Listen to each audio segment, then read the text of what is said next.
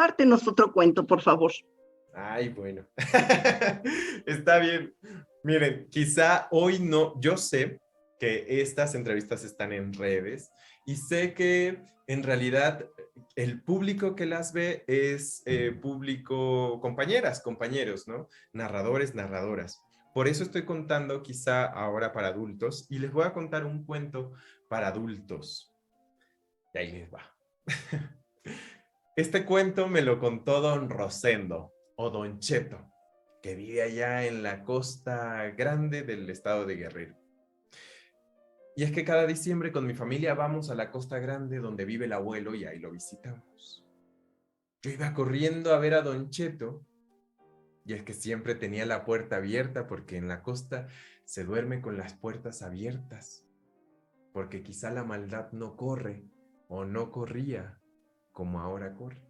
Pero en ese entonces, don Cheto vivía siempre con la puerta abierta y uno cuando llegaba a su casa, podía entrar y ahí pasar el pasillo, llegar a la hamaca, saludar, buenas, don Rosendo, ahí lo saludábamos, ¿no? Pero ese día, la puerta estaba cerrada. Tan cerrada estaba la puerta que yo me asomé ahí por las rendijas para ver si alcanzaba a ver a don Cheto, pero nada. Lo único que se escuchaba a lo lejos era un radio viejo con la bocina ahí ya toda rota. Y de ese radio se escuchaba una cancioncita que decía así.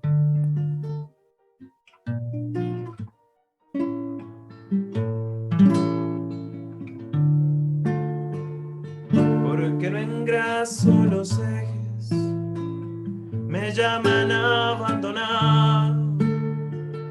Porque no engraso los ejes, me llaman a abandonar. Si a mí me gusta que suenen, ¿pa' qué los quiero engrasados? Si a mí me gusta que suenen, ¿pa' qué los quiero engrasados? No necesito silencio, ya no tengo en quién pensar.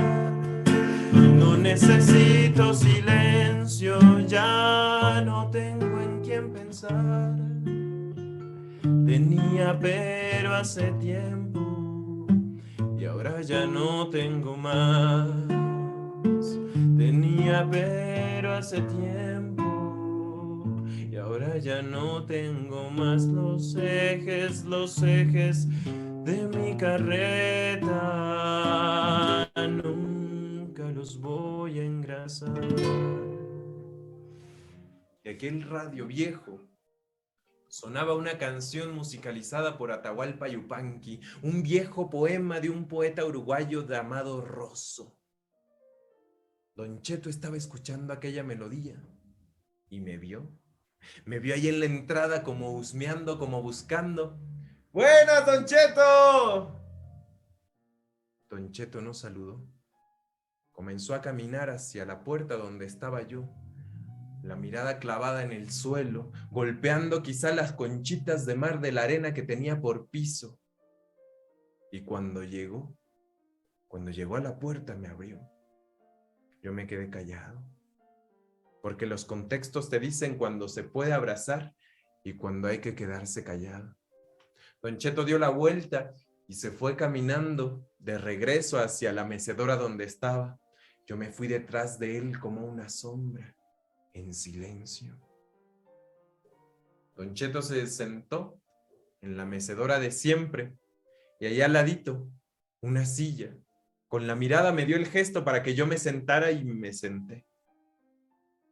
Vi que la casa estaba cambiada allí, al fondo su mujer en el lavadero, su niño jugando, pero no estaba el perro. Le pregunté por el perro. Don Cheto guardó silencio y tiempo después comenzó a contarme.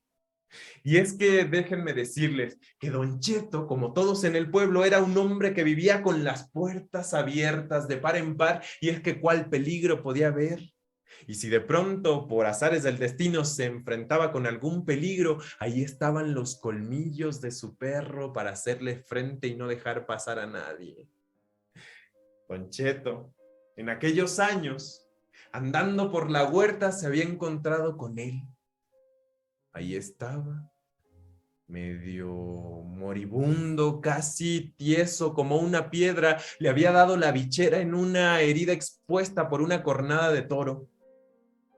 Ahí estaba el perro. Don Cheto, cuando lo vio ahí en la huerta de mangos, lo alzó, lo puso en el caballo y lo trajo para su casa para curarle la bichera, para hacerle mimos y cariños, para ponerlo bueno, pues, como se dice, y el perro se alivió. Don Cheto había salvado a aquel perro de la mismísima muerte provocada por la bichera, y ahí andaba el perro. Ustedes podían ver al perro moviendo la cola, sacando la lengua. Cimarrón, aquel perro medio atigrado. Hacerle una caricia, ni pensarlo, porque si ustedes se acercaban y lo acariciaban, la piel se le erizaba, los ojos se le ponían rojos. Yo creo que por eso Don Cheto le había puesto el malevo. Y si ustedes supieran, si ustedes lo hubieran visto trabajar, el malevo era el mejor perro de Don Cheto, fiel, fiel, fiel y trabajador.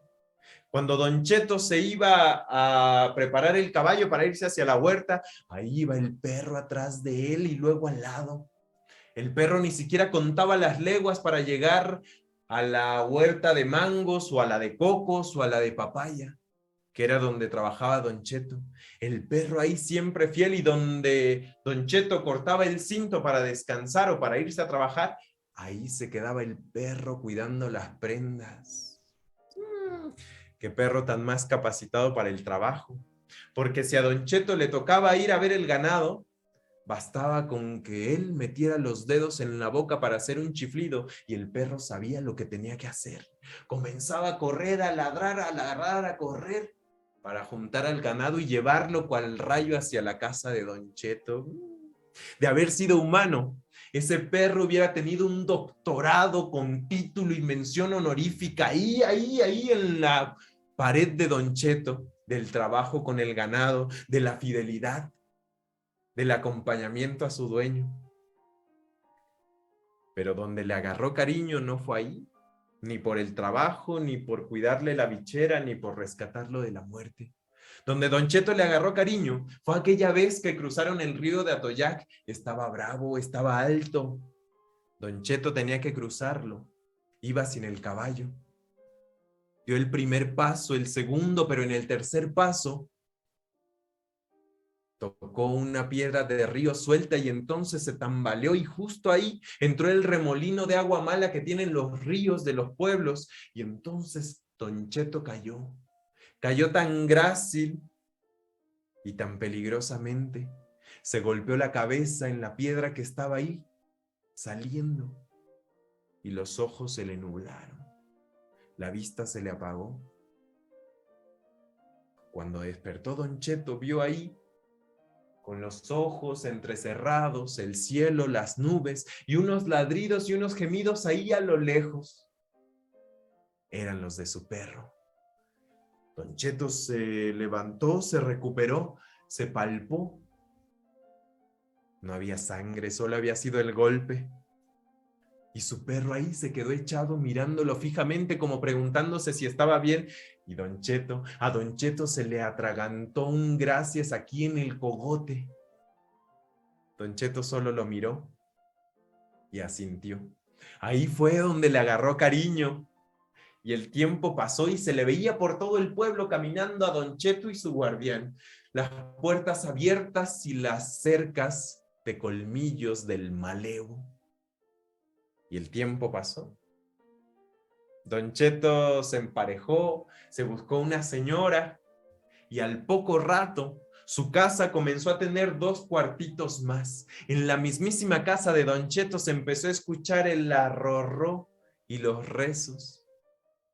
Su hijo nació y ahí andaba el hijo de Don Cheto a gatas con su pañalito, su mujer ahí lavando y el malevo el malevo que ya les digo que nadie lo podía acariciar. Bueno, el niño fue el único que le pudo sacar una sonrisa, una carcajada, porque miren, seguramente el malevo tomó como cría a aquel niño, y si el niño avisaba en tambalearse para caerse, ahí va el malevo para echarse y que el niño cayera sobre el mismísimo malevo. Pero todo pasó de repente, me dijo. Todo pasó tan de golpe como pasan las cosas. Un día, Don Cheto estaba acostado en la hamaca, como descabezando un sueño, y de pronto, allá a lo lejos del lavadero, un grito seco: ¡Rosendo! Don Cheto entonces se levantó de la hamaca, fue hacia el patio, hacia el lavadero, y ahí vio a su esposa con el niño entre los brazos, yendo hacia atrás, y enfrente de ellos, el malevo. Don Cheto entonces comenzó a correr, le chifló, le habló, pero nada. De un salto se puso entre el malevo y su esposa, y ahí lo vio. En las brasas de los ojos de aquel perro se habían quemado todos los recuerdos. Una baba blanca le salía por el hocico y don Rosendo solo decía: echa para atrás, hermano, echa para atrás, echa para atrás, ¡fuera, perro! Pero el perro estaba perdido, no reconocía a nadie, y en un impulso el perro se abalanzó sobre don Rosendo. Él solo ladeó y sintió en su mano cómo se clavaba aquel cuchillo en el pecho de aquel perro. Con el cuchillo en las manos, el perro cayó como si fuera una jerga, un trapo viejo. Y allí estaba en el suelo, entre gemidos y resueños. Don Rosendo se agachó y vio los ojos del malevo y ya estaban buenos.